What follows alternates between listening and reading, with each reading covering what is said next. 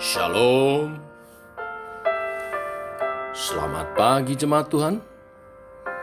Berjumpa kembali dalam doa pagi online. Ku masuk ruang Maha Kudus dengan darah anak domba. Ku masuk dengan hati tulus, menyembah yang maha kuasa. Ku masuk ruang Maha Kudus dengan darah anak domba.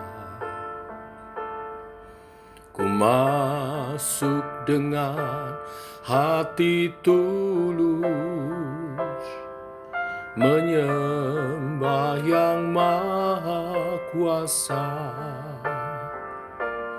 Ku menyembahmu,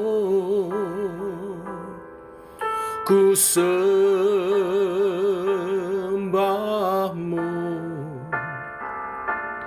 ku menyembahmu,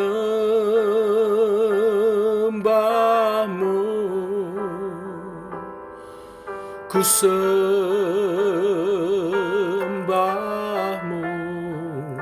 sebab namamu kudus, kudus Tuhan.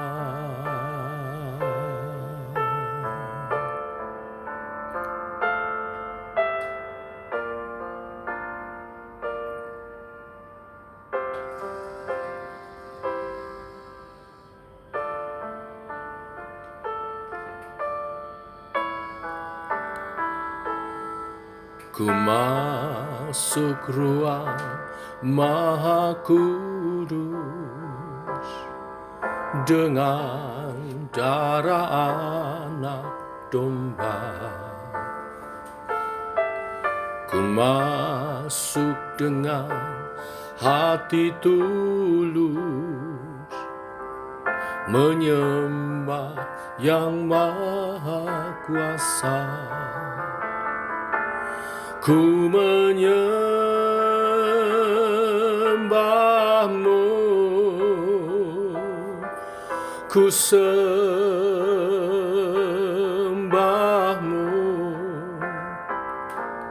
ku menyembahmu, ku sembahmu, sebab namamu kudus, kudus Tuhan.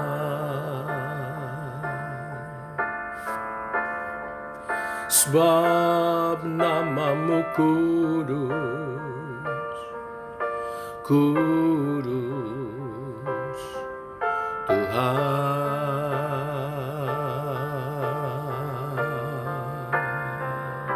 Ku menyembahmu, ku sembahmu,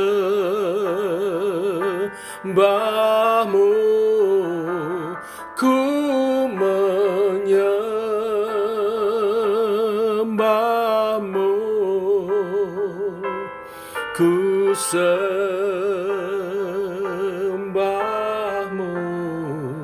sebab namamu kudus, kudus Tuhan. Sebab namamu kudus, kudus Tuhan.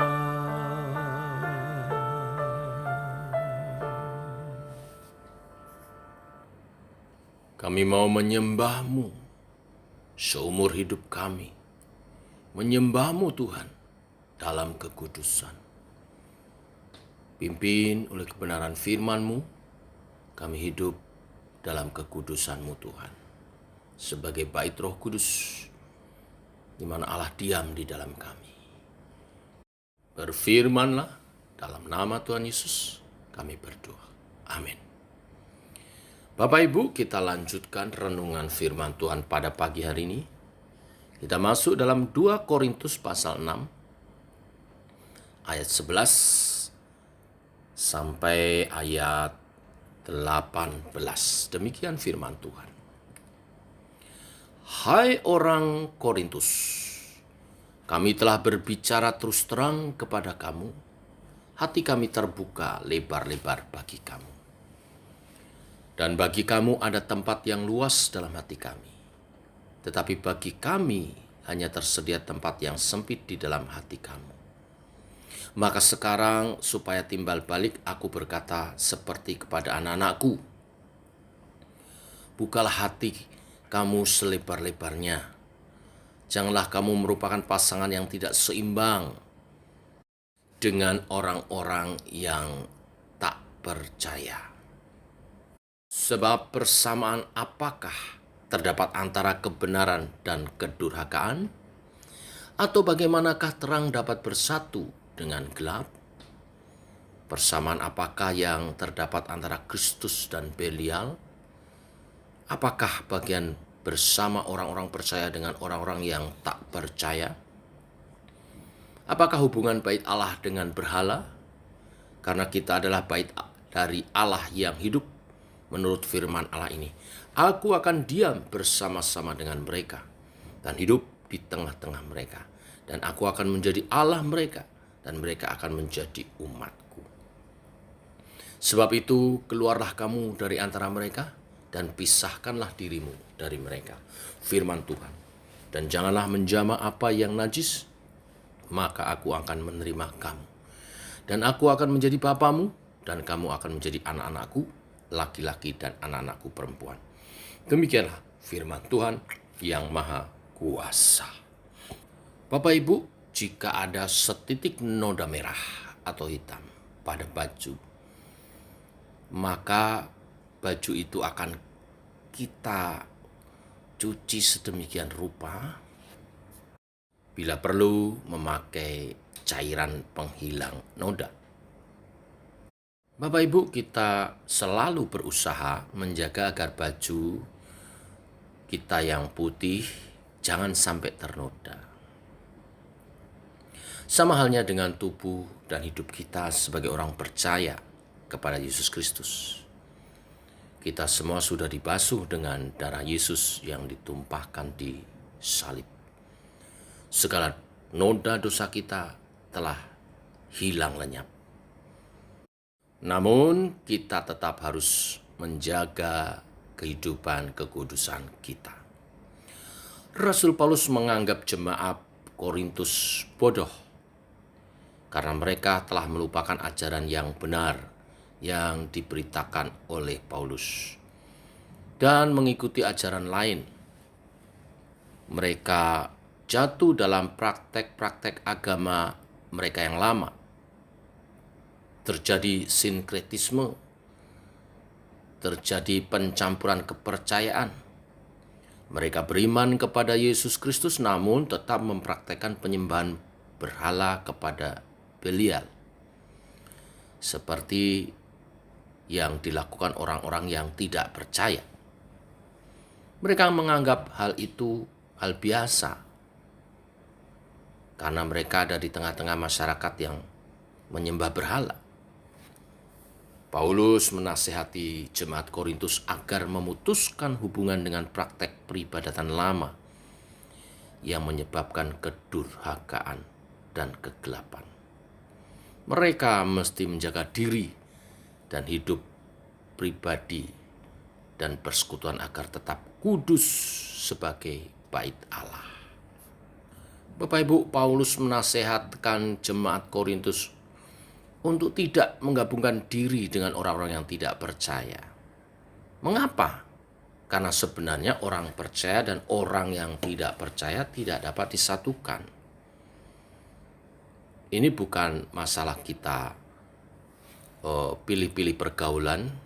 Tidak, kita mesti bergaul dengan semua orang, tetapi kekudusan dan iman harus kita jaga, supaya bukan kita dipengaruhi oleh dunia ini, tetapi kita mempengaruhi mereka, membawa mereka kepada Tuhan.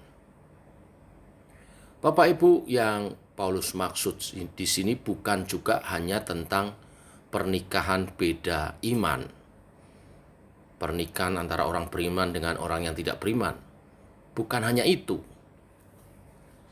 Memang kadangkala melalui pergaulan yang campur aduk dengan dunia ini sering terjadi pernikahan beda iman. Katanya cinta mengatasi segalanya. Tunggu dulu.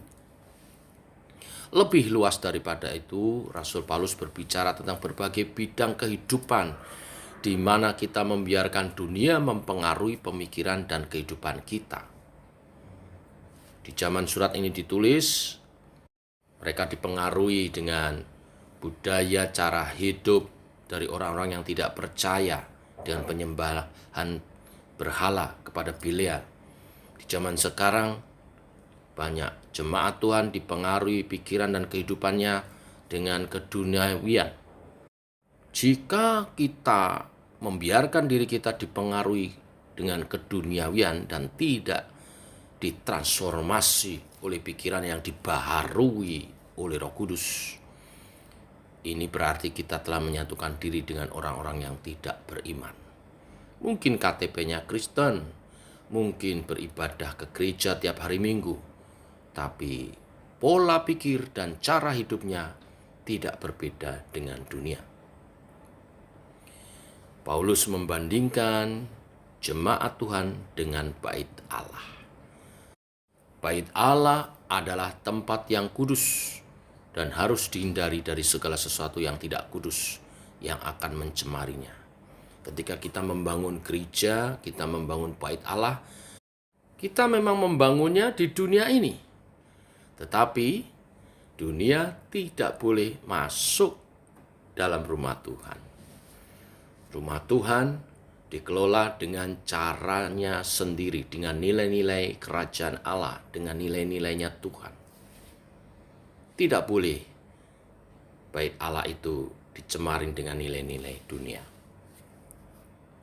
Sebagai tempat kudus Allah kita, yang juga adalah bait Roh Kudus, harus melindungi hati dan pikiran kita, sehingga cara hidup kita tetap kudus dan berkenan senantiasa. Ada banyak pengaruh dunia ini yang dapat mencemari kekudusan kita. Bisa datang dari buku, film-film, ya program-program televisi, pergaulan yang terutama, dan yang lain halnya. Apa yang masuk di pikiran kita, yang kita lihat di hati kita, apa yang kita komunikasikan setiap hari, ya kita mesti waspada. Pertama, menyadari pengaruh buruk yang ditimbulkan oleh hal-hal di atas. Lalu yang kedua, ya tentunya memutuskan pengaruh daripada hal-hal itu. Artinya kita harus berani memilih tidak pada buku yang tidak betul, film yang tidak betul, program televisi yang tidak betul, pergaulan yang tidak membawa dampak yang baik, dan segala macam hal yang kita tahu akan berpengaruh kepada kekudusan kita. Seseorang yang sudah mengalami pemulihan hubungan dengan Allah seharusnya meninggalkan dosa dan hidup dalam pengudusan. Itulah panggilan untuk hidup terpisah dari dunia ini bagi Allah. Kita memang masih di dunia, tetapi kita punya cara hidup tersendiri. Tuhan memberkati. Mari kita berdoa. Bapa, kami mengucap syukur oleh kasih dan rahmat-Mu. Pagi hari ini kami bangun dalam sehat, semua karena anugerah-Mu. Dan Kau mengingatkan kepada kami bahwa kami adalah bait Roh Kudus, di mana Allah diam di dalam kami. Kami harus menjaga hidup kami, mulai dari pola pikir kami, sikap dan tindakan kami, untuk kami dapat memuliakan Tuhan. Bimbinglah Tuhan oleh firman dan roh-Mu. Kami hidup berkenan, hidup kudus memuliakan Engkau. Terima kasih Tuhan untuk kebenaran firman-Mu hari ini. Kami berdoa untuk acara-acara gereja selama sepekan ini. Kami berdoa untuk doa pagi online, tiada hari tanpa doa dan firman, supaya setiap rekaman online YouTube yang dibagikan menjadi berkat bagi umat Tuhan. Mempersiapkan hari-hari, setiap hari berjalan bersama dengan Engkau dan merenungkan firman-Mu setiap saat. Bahkan juga menjadi berkat bagi banyak orang yang membukanya dan berdoa bersama. Kami berdoa untuk ibadah doa malam nanti malam dan Bible study, di mana kami belajar kebenaran firman-Mu. Tuhan, pengaruh dunia sangat kuat. Oleh sebab itu kami harus makin kuat di dalam firman. Kami harus terus menggali kebenaran-kebenaran firman-Mu, merenungkannya siang dan malam dan melakukannya. Supaya pikiran, hati, sikap dan tingkah laku kami diwarnai oleh kebenaran-kebenaran firman-Mu, bahkan memancarkan kebenaran-kebenaran firman-Mu. Urapi hamba-Mu dalam persiapannya. Kami juga berdoa untuk ibadah kami, ibadah raya minggu pagi, di mana minggu ini akan diadakan KKR, kebaktian kebangunan rohani. Kami berdoa untuk hamba-Mu, Pastor Arif Arianto dari Jogja yang akan melayani kami, di mana hamba-Mu telah menangkap pesan profetik bagi gereja kami. Biarlah pengurus dan seluruh jemaat menangkap ini dan kami bergerak di dalamnya atas bimbingan Roh Kudus-Mu sebagai gereja yang siap dipakai untuk Tuhan, menjadi pengaruh yang besar untuk pekerjaan-pekerjaan Tuhan yang sudah Tuhan siapkan.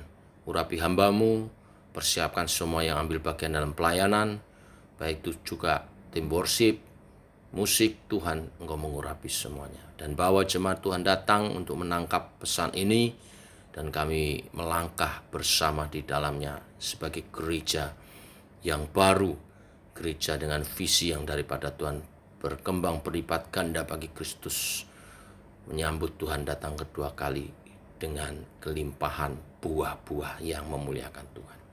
Kami menyerahkan doa-doa ini dalam nama Tuhan Yesus kami berdoa. Amin. Demikian saudara doa pagi kita. Selamat pagi, selamat berjalan bersama dengan Tuhan. Sampai bertemu nanti malam dalam doa malam dan Bible study. Shalom, salam sehat, tetap semangat.